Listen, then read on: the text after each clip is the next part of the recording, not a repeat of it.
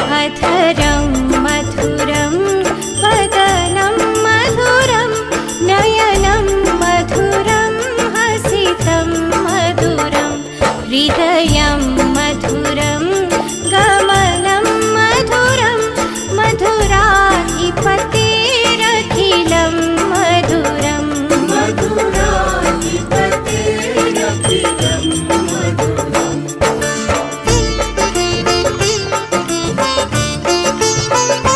वचनं मधुरं